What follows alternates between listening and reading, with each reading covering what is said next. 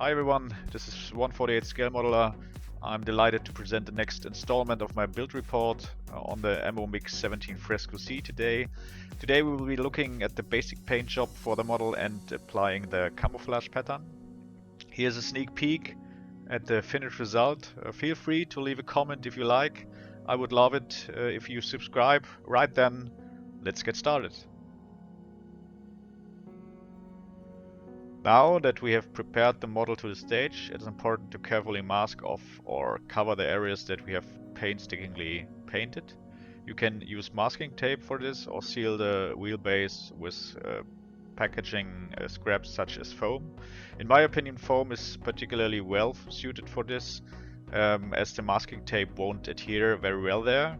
In some areas I also work with AK plastic putty. However, you must bear in mind that this stuff flows away a bit over the time and is therefore only suitable if you start painting straight away. You should also take your time with this, as you don't want to ruin all the painstaking preparatory work with poor masking. Right then, let's get started with the painting.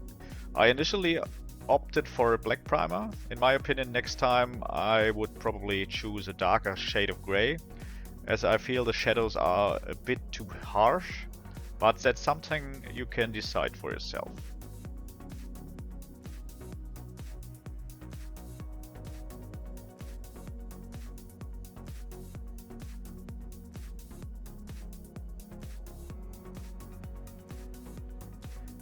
So first we start with a pre-shading. For this I used white, gray and yellow tones to add a bit more texture to the model in irregular patterns. It is important to use a very fine airbrush for this. In this case I used a 0.2 needle, and it's also important to remove the protective cap from the airbrush. You should also ensure the mixture ratio of paint to thinner is very thin. Around 30% paint should be sufficient. This will take you a bit of time, but it allows you to achieve really beautiful effects. Again, opinions differ as to whether pre-shading is really necessary, given that you will be doing post-shading afterwards. So we'll have to decide for yourself whether it is worth it. Sometimes I have really wondered whether you can actually see any of it in the end, but it's up to you. Once you have achieved the desired effect, we can start covering the underside of the model or the belly with a thin coat of blue paint. It's important to ensure that the pre-shading still show through sufficiently.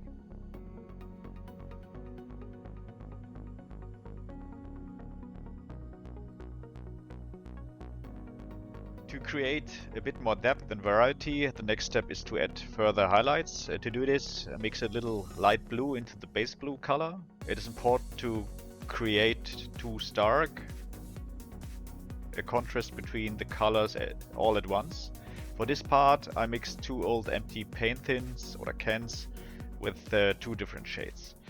This is important as you will need it for other components or may need to touch up here and there. When applying the paint, it is important to work from the inside out and fill in each panel one by one until you are happy with the effect.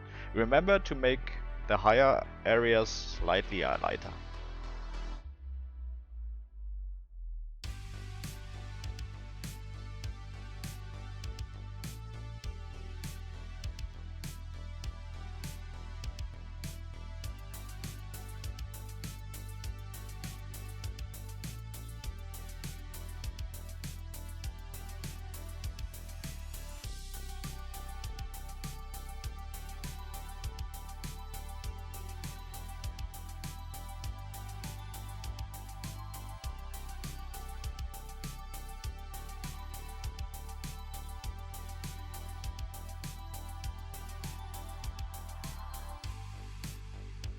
So here you can see the final result. I think you can clearly see how the color variation leads to more contrast, and the model looks more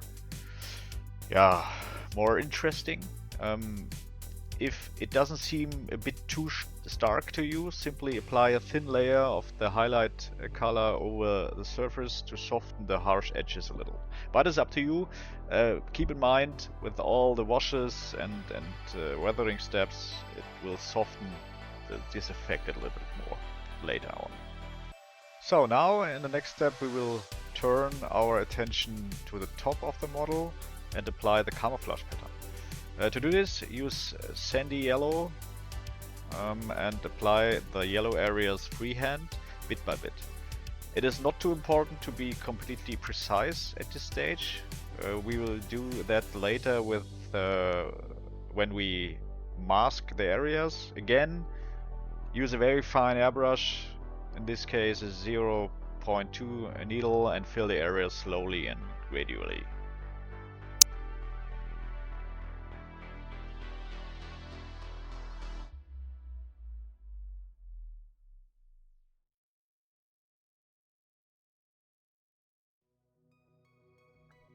So in this case I decided to start with one side of the model first and then model the other side in full.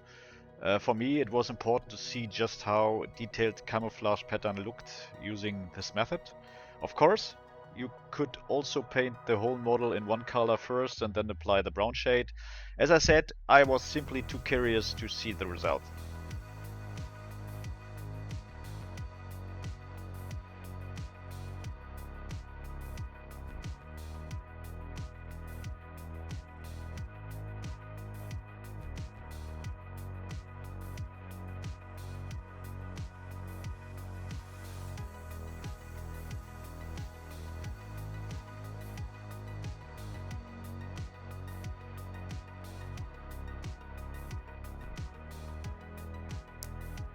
After giving a lot of thoughts, I decided to use AK's camouflage plastic putty for the camouflage pattern.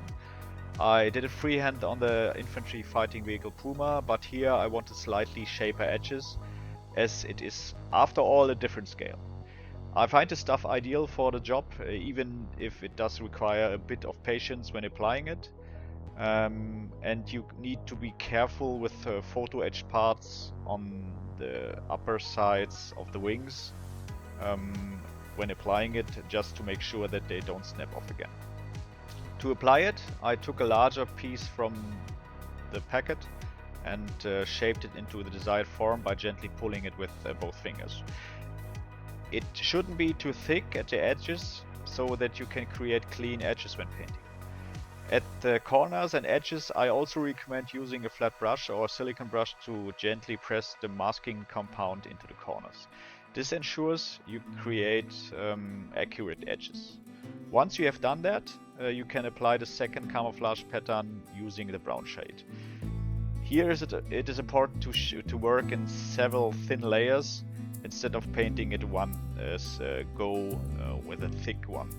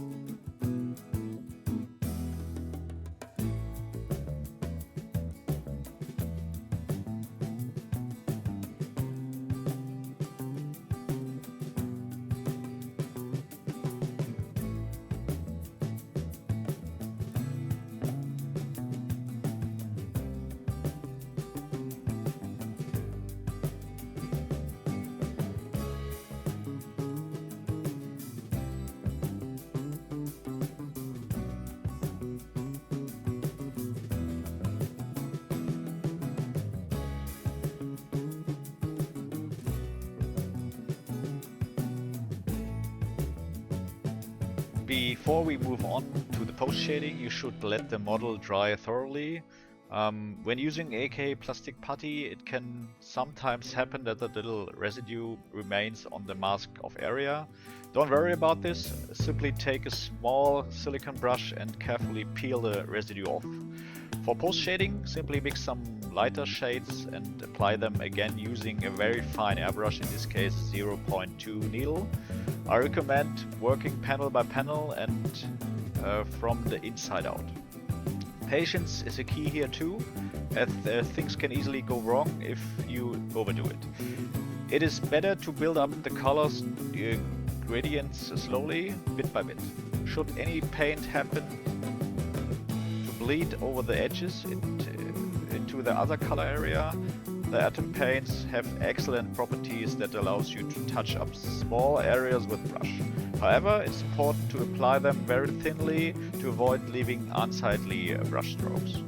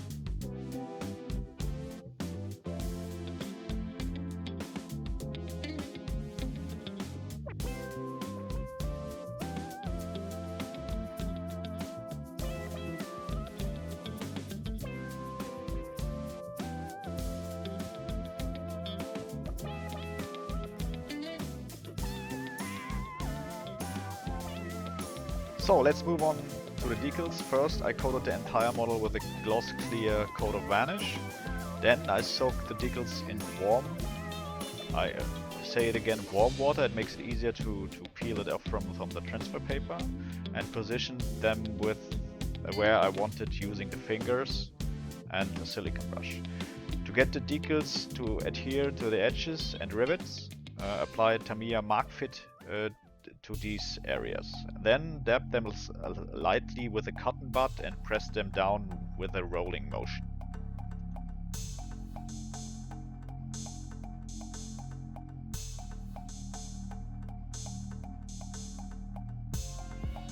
Up to this stage the model looks rather pale and uninspiring. Don't be surprised, this is usually the case, as you only really bring the model to life with the first global wash or pin wash or panel line wash, whatever you want to name it, which allows you to highlight recesses and rivets.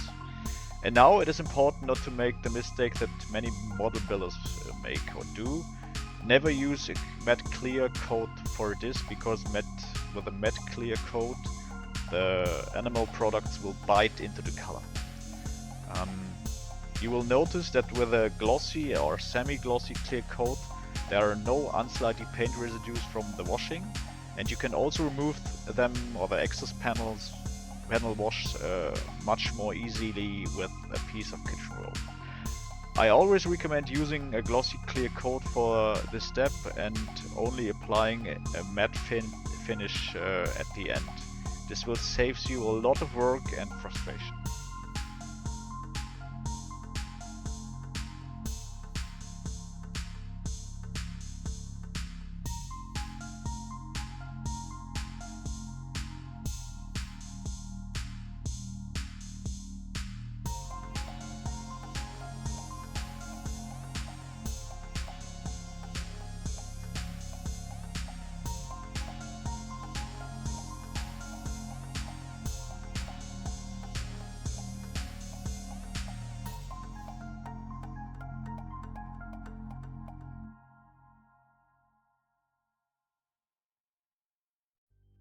You do not need to be too precise when applying the panel wash. The important thing is simply to let it dry for approximately 15 to 20 minutes and then gently wipe it off with a piece of kitchen roll. It is that easy, and you usually don't need to or need any additional oil or thinner to remove the excess paint. If it does become necessary, simply dip a brush or a cotton bud in oil or thinner and carefully remove any paint residue.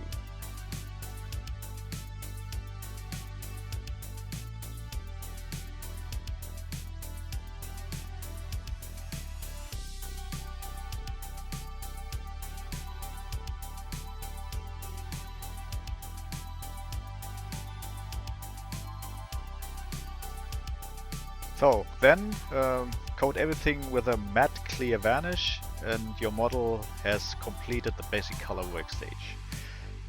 If you feel like it, you can paint a few metal parts whilst it is drying. And that's it for today. Thanks for watching, happy modeling, and see you next time.